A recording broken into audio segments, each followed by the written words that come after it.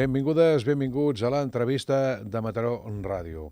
La coreògrafa mataronina Núria Serra porta temps trepitjant escenaris, produint també obres per a totes les edats. Parlem de públic adult i parlem també de públic familiar. I avui conversarem amb ella per parlar de públic familiar, però amb un concepte d'espectacles pensats per conscienciar, per començar que la canalla entengui el respecte que ens hem de tenir els uns als altres, el respecte cap a la natura i el respecte, també, per què no dir-ho, cap a un mateix. Per parlar d'aquesta temàtica, d'aquestes peces i aquestes obres que està portant per arreu del territori i que porten per títol Kamishibai, Contes per la Igualtat, conversem amb la Núria Serra. Núria, molt bon dia, benvinguda. Bon dia, gràcies.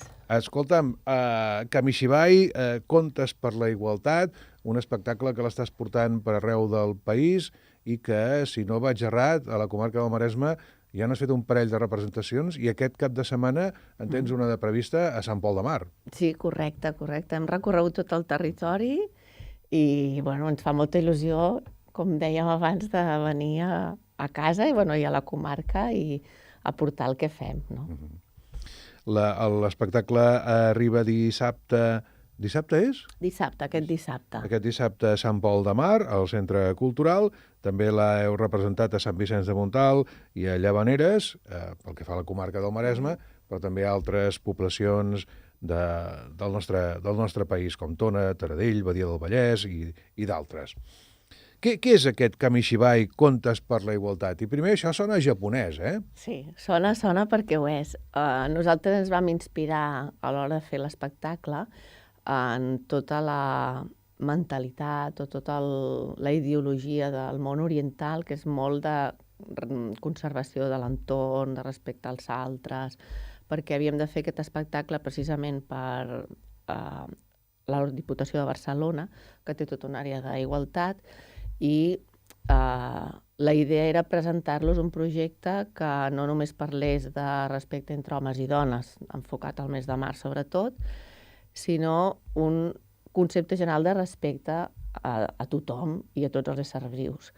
Llavors, perquè creiem que realment si incidim en el que és el respecte inicialment, s'anul·larien moltíssimes de les problemàtiques o de les coses que s'estan donant avui en dia. En el moment en què respectes una planta, segurament dedicaràs a conservar-la, a temes de medi ambient, no? A reciclar.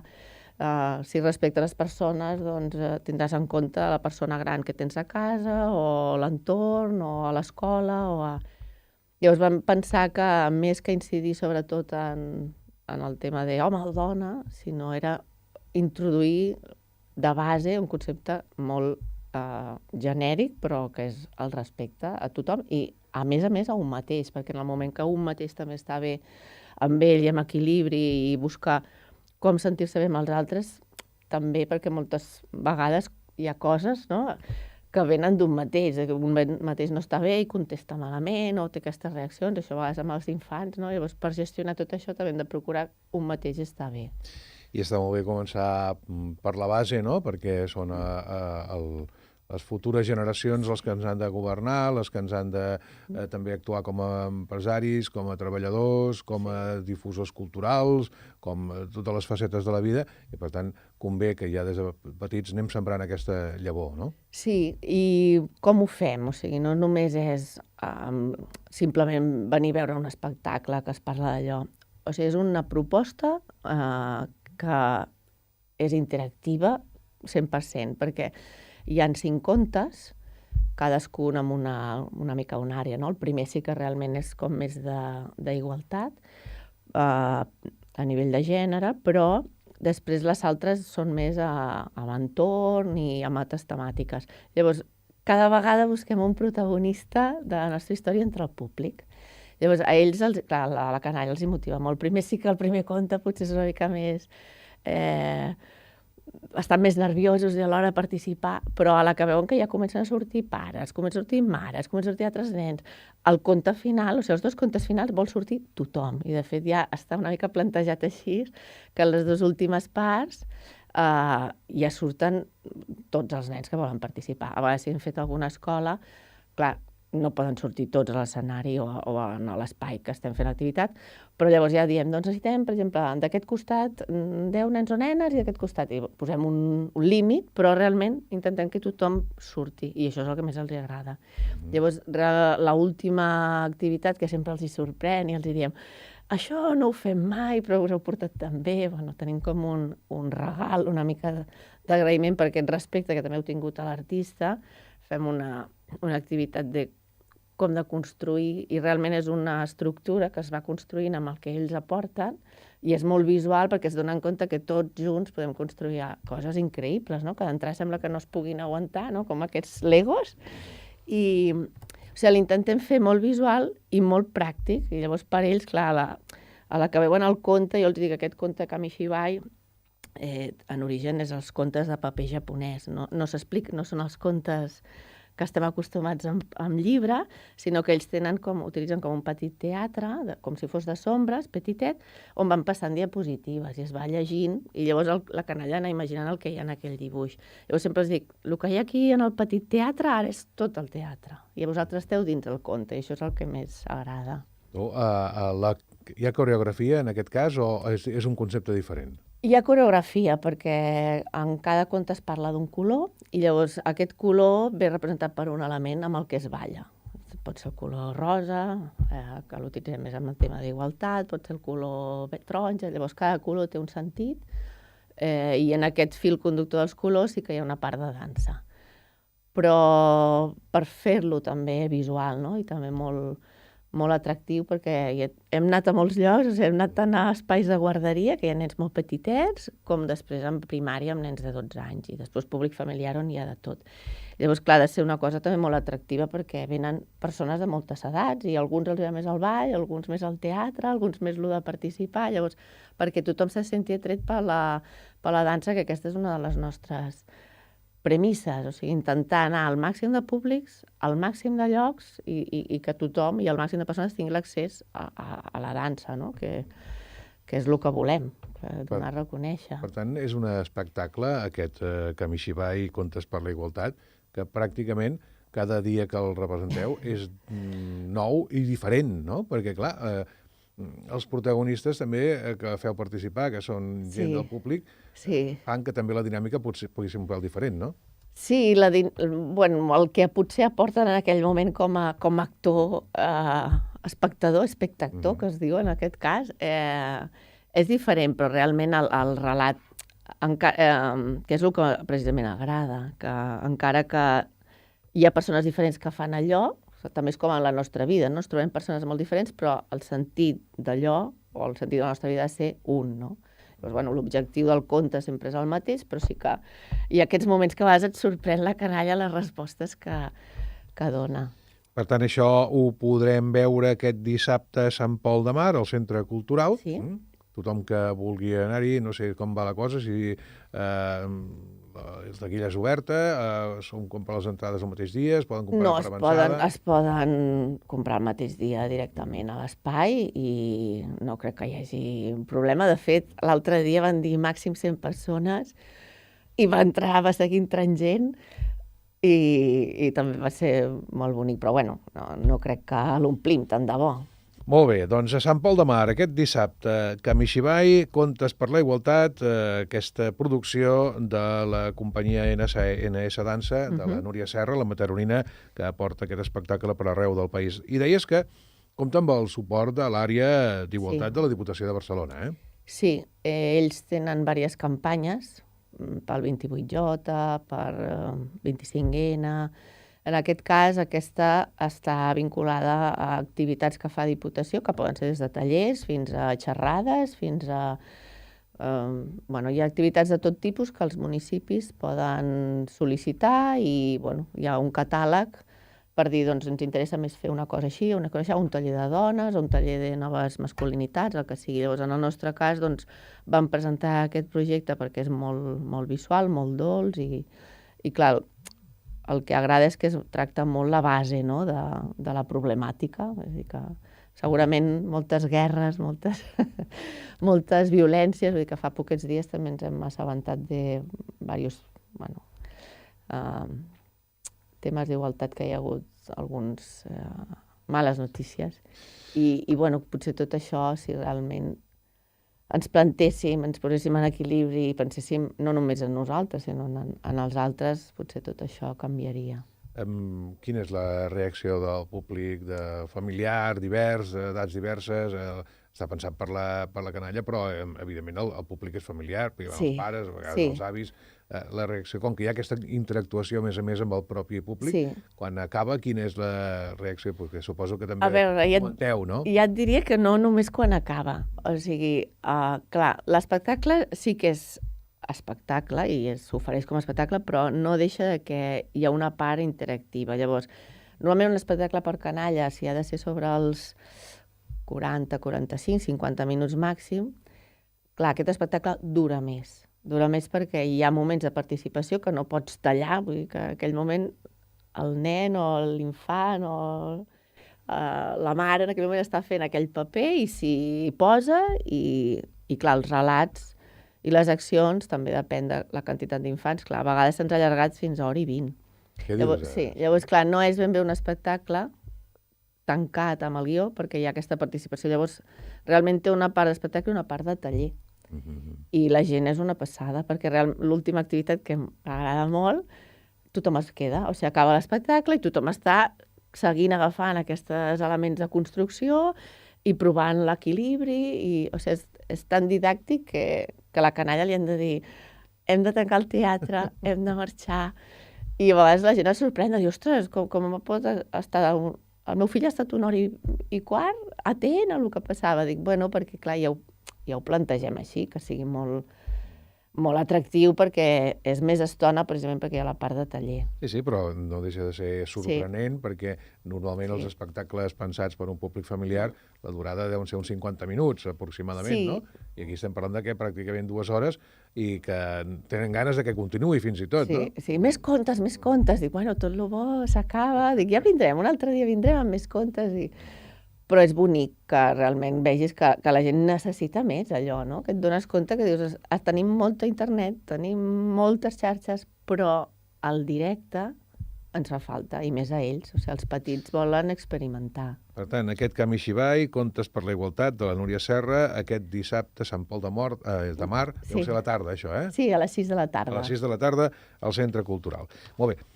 Però dius, no en tinc prou amb això, amb el Kamishibai, Contes per la Igualtat, i també tenim un altre espectacle que també té a veure amb el món de la dansa i el teatre i que porta nom de noia, que és Marina, i El somni de volar. Sí, aquest espectacle és dels més antics que tenim, o sigui, el vam crear el 2006, l'any que vam fer la companyia, i tinc un amor especial, perquè és una proposta també molt dolça, que en aquest cas té de protagonista una noia simple que treballa a les fàbriques i té un somni. Llavors ella es forma, llegeix molts llibres, investiga, però el seu somni, clar, en plena revolució industrial, quan encara no s'ha inventat res, ella vol crear una màquina per volar i per anar arreu del món a conèixer tot el que hi ha, que està en els seus llibres, però ella ho vol veure. I aquesta heroïna simple, que és una persona comuna, agafa, arrel d'haver conegut un personatge màgic que se li apareix, doncs agafa la força necessària per tirar endavant el seu projecte i sí, se'n va a París a l'Exposició Universal a presentar allò i el conte acaba aquí. És un conte d'empoderament, però que ens sorprèn perquè hem sortit d'un espectacle on algun noi, va venir una vegada un senyor, a l'actriu, jo pensava l'actriu, dic, què fa després de l'espectacle? Dic, no ve a recollir. Estava fora parlant amb ell i ell li va dir que li havíem canviat la vida, que ell no podia seguir amb la feina que tenia, que realment no volia fer allò, havia tingut un projecte, no el va fer i que li havíem fet el clic per canviar. I ens vam quedar les dues, vam dir, home, en teoria era un conte per noies, no? Plantejat com per igualtat. Però ens va sorprendre perquè realment veiem que el que fem impacta en la gent i transforma. Jo crec que és lo bonic, que en aquest cas nosaltres tenim com a concepte principal que l'art o la cultura, o en el nostre cas pot ser més dansa i teatre, ha de portar alguna cosa i ha de ser transformador. I crec que és lo bonic quan algú et diu això, o... I tant, que maco, això. Sí, o les noies. Preciós. Escolta... És per trobar aquesta persona i per demanar-li que ens expliqui una mica la seva vida i per què l'espectacle el va motivar a aquest canvi, no? Està bé, està bé. Sí, i apareix aquest moment especial, apareix com una papallona, que primer d'entrada és com tot aquest fet de canviar, no? Li apareix com un personatge, primer li fa por, que és com no? A vegades la por ens paralitza, ens deixa que no ens deixa fer, i aquest personatge es transforma en algo preciós, que és una papallona, i li regala les seves ales. I clar, però al final és un somni, no? Però moltes mares, escolta, no tens més ales d'aquestes, ens encantaria anar volant arreu del món, i dius, bueno... Marina i el somni de volar. És un conte. I ara, projectes immediats que tens en cartera, és la reestrena, no?, del Petit Príncep, que el va portar al Gaudí, al Teatre Gaudí l'any 2000, i ara el podrem veure...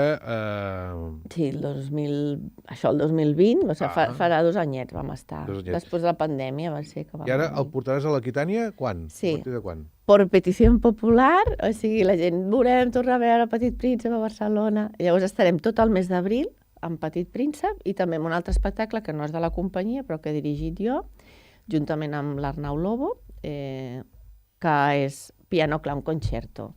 Llavors, jo us recomano que vingueu a veure a l'Aquitània els dos, perquè no tenen res a veure un amb l'altre, un és de clown i música i l'altre és dansa. Llavors, que si voleu repetir, doncs veniu un cap de setmana a veure un i l'altre, i si no, feu doble programa, perquè un és a les 12 i l'altre a les 4, per tant, 12 dineu i us quedeu. Exacte, aprofitar el dia, anar a Barcelona, no? Sí. A veure el Teatre Aquitània. Quin és el que es fa a les 12? Depèn, o sigui, el dissabte hi ha a les 12 un i a les 4 l'altre, i diumenge estan inversos els programes, perquè així puguin... Dissabte i diumenge, els dos espectacles, un a les 12 i l'altre a les 4. Doncs anem a veure'n un amb la canalla, després sortim, anem a dinar, tornem per a l'altre espectacle. Ja us he fet el plan, i després torneu a agafar el bus cap a Mataró i ja està. Molt bé.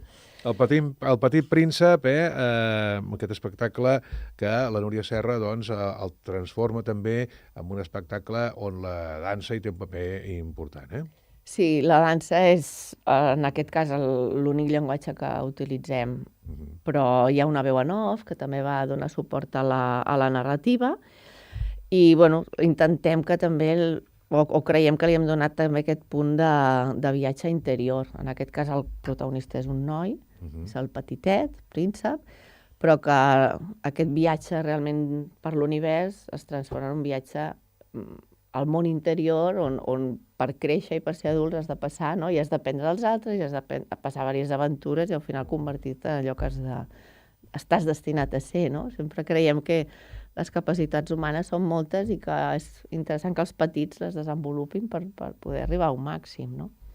I l'altre espectacle que el dirigeixes, que és aquest Piano Clown Concerto, que hi ha música en directe, interpretada en directe. Sí, o sigui, nosaltres ja hem fet diverses col·laboracions amb el Carlos Bianchini, que és un pianista i compositor barceloní.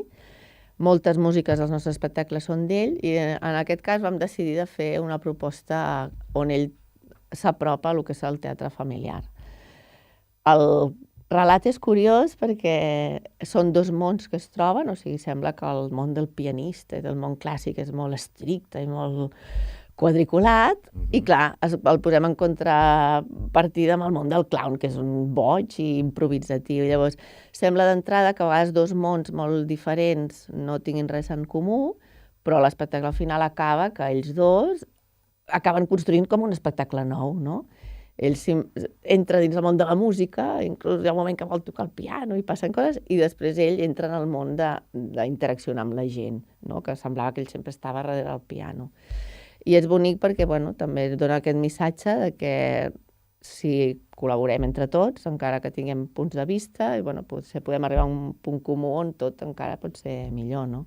Intentem sempre transformar la realitat i donar aquest missatge positiu i educatiu. Molt bé, i de posar-se a transformar, doncs anem al conte clàssic de la transformació, que és l'Aneguet Lleig, no? que és allò que Sí, de l'Aneguet Lleig el signe sí, preciós, no? sí, Aquest Aneguet Lleig que el vau estrenar al febrer al Teatre Gaudí també, sí. i que ha estat un èxit, no? Ha agradat molt. A veure, jo ja hi tenia moltes esperances posades, perquè primer és un conte que a mi sempre m'ha creat molt l'atenció. No sé qui se'l va inventar, la veritat, aquest conte popular, però té molt a veure amb el fet també del respecte i de considerar els altres. O sigui, en aquest moment en què l'Aneguet ningú el vol i el rebutgen i ha d'iniciar el seu camí, a vegades, o sigui, perquè no us doneu compte que és que ni és ànec ni és lleig. Llavors molts cops jutgem, no? Fem una des d'infants, o sigui, i adults ja ni dic. O sigui, fem molts prejudicis envers els altres i a poc l'Aneguet, doncs, fent el seu camí, coneixent gent, passant bones aventures i males aventures. Però sí que, bueno, entén que no és el que els altres pretenen que ha de ser, sinó que es converteix en allò que ell sent que ha de ser. A veure, nosaltres en aquest cas l'hem vinculat a temàtica més LGTBI, perquè a vegades un no se sent dins el col·lectiu, però és que crec que ens afecta a tots, perquè quants cops ens hem sentit rebutjats, estem en un grup però no ens sentim formar part, i bueno, hem de trobar doncs, la nostra identitat, i això crec que és transmutable a tothom. I és una mica el missatge de l'Aneguet. Un Aneguet Lleig que ha estat tot un èxit al Teatre Gaudí i que, si no vaig errat, ara viatja cap a Andorra? Avui Avui, ens anem a Andorra i estarem al Temps de Jardí en un cicle i comencem al carrer. Per tant, jo crec que ja més a l'abast de dansa no podem estar. I bueno, crec que serà bonic treure'l del teatre i dels focus i encara estar més a prop de la gent, que és el que ens agrada. És a dir, la representació serà a l'aire Sí. lliure, al carrer, sí? Sí, en jardins, i ja posen l'escenari, es veu que ja fan un cicle molt dels divendres a la tarda, com uns divendres culturals, i bueno, crec que serà molt xulo treure'l del context i veure també com funcionen tan a propet, no?, Clar, dels sí, infants. el de menys és l'escenari, no? L'important és la història que Sí, expliques, i també les cares, no?, que la gent quan estàs treballant tan a prop amb com fas carrer, clar, veus totes les reaccions del públic que en fos no veus, i també és molt, molt bonic. I ja estàs treballant també en projectes de cara a la nova temporada i malauradament estem passant una època terrible de sequera, que per molt que ens caiguin 4 gotes i a vegades sembla que en ploguin unes quantes més, els pantans no s'omplen i les restriccions, hi ha municipis que ja estan, i sectors econòmics que estan patint restriccions. I estàs preparant un espectacle relacionat amb el tema de l'aigua? Estic preparant un espectacle per aquesta temàtica de l'escassetat d'aigua i que es diu El camí de l'aigua, que fa un repàs. Encara estem amb tot el tema del guió, estem buscant patrocinis, hi ha diverses marques inclús d'aigua que estan interessades per tot el que està passant, poder fer una proposta realment de conscienciació, el que dèiem, molt directe amb la gent, perquè jo ara tots aquests dies que he anat per municipis he vist molts cartells penjats, no? Normes de l'ús de l'aigua o idees per no gastar tanta aigua. Però clar, això es queda en un paper. I jo crec que a través de l'espectacle a vegades podem incidir en punts de forma més directa, no? I presenta un relat de tot el cicle de terra, aigua, natura, i després, bueno, a la situació on estem i potser un camí, una sortida cap on hem anat, que no vol dir que sigui la única, sinó que, bueno, des del nostre punt de vista com a creadors, doncs, plantegem aquestes sortides. I crec que serà xulo, perquè la idea és fer-lo al carrer molt, aquest estiu. Potser comencem a estrenar-ho a la tardor, però bueno, hi ha indicis de que aquest estiu comencem a fer ja alguna cosa, i perquè l'hem de fer ja, bàsicament perquè Sí, perquè l'aigua és un recurs escàs molt escàs. I ha d'entrar també dins l'espectacle, perquè bueno, totes les problemàtiques són interessants si s'introdueixen com en aquest debat escènic. És de dansa? Bàsicament de dansa i teatre físic, sí. Potser hi ha algun suport de veu en off amb relat, però sí, és de moviment, deixem-ho així. Dansa pura no, però bueno, sí, sobre suport de moviment de cos i sobre també teatralitat, no? El camí de l'aigua, pensat per quin tipus de públic? Aquí a tothom. Això també s'ha pensat per fer-ho al carrer, per adreçar-se doncs, a part educativa, que si es vol fer en una escola es pugui fer, i també si es vol fer inclús dins d'una festa major. O sigui, perquè, clar, ens replantegem. La idea és que a vegades destinem recursos, inclús de cultura, a programar activitats, però és millor també si els destinem a programar activitats que tinguin també un sentit, o que vagin amb doble sentit, o que tinguin doble finalitat. Veiem cultura, veiem bar, veiem escena, però també amb un sentit potser útil en altres àmbits, no? I bueno, és aquesta transversalitat, crec que avui en dia ja tenen totes les àrees. Molt bé, això està en camí de... Mira, mai millor dit, el camí de l'aigua. Està en camí. Jo m'agradaria començar aquest estiu, però bueno, tenim com a data d'estrena a la tardor. Però bueno, a veure com va. Recordar que Camí Xivall, Contes per la Igualtat, aquest dissabte a Sant Pol de Mar, que al Teatre Aquitània podem veure... Quina és la que podem veure a l'Aquitània? A l'Aquitània 2. Tenim Piano Clown Concerto i tenim Petit Príncep. I Petit Príncep. I si avui aneu a Andorra, doncs sapigueu que us trobareu a l'Anegat Lleig. Sí, a Sant Julià de Lòria. A Sant Julià de Lòria. Núria Serra, com sempre, un plaer conversar amb tu. Molt d'èxit amb tots els espectacles i produccions que tens en marxa i que posaràs en marxa. Vinga, gràcies. Ho hem de deixar aquí, res més. Molt bon cap de setmana i que tinguin... Estem a les portes de la Setmana Santa, doncs molt bona Setmana Santa, també. Adéu-siau.